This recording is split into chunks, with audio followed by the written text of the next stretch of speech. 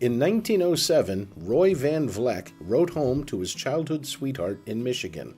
He enclosed this photo of the remote town he had moved to in Wyoming and listed its 150-mile distance from any railroad depot as a positive thing.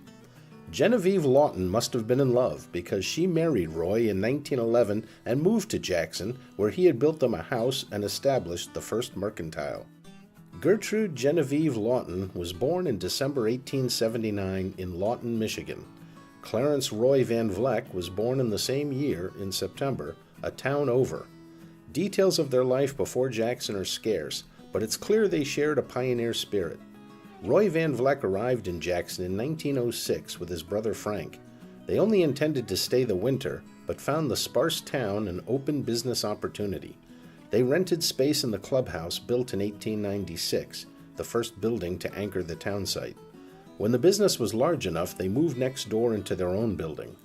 In 1909, the brothers purchased a cattle ranch in Hoback Junction.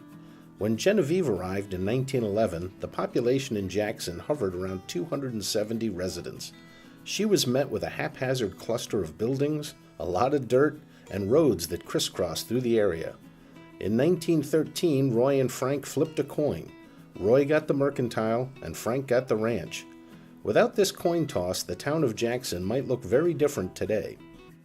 A year later, the town of Jackson was incorporated. The first mayor and town council were elected, a schoolhouse was built, and the first bank opened. With Roy and Genevieve remaining in town, they became involved in the growing community.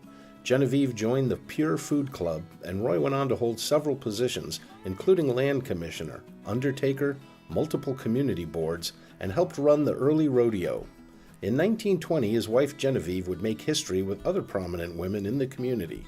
On May 11th, Wyoming's first all-woman town council was elected.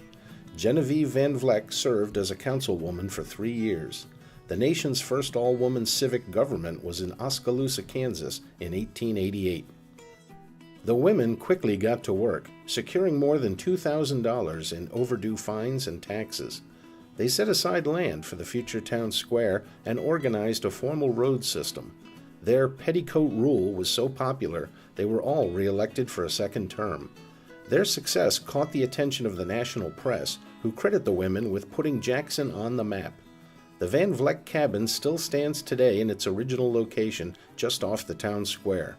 When Genevieve died in 1936, Roy continued to live here until his death in 1960. Their cabin stands as a reminder of the perseverance and rugged community spirit Jackson was founded on.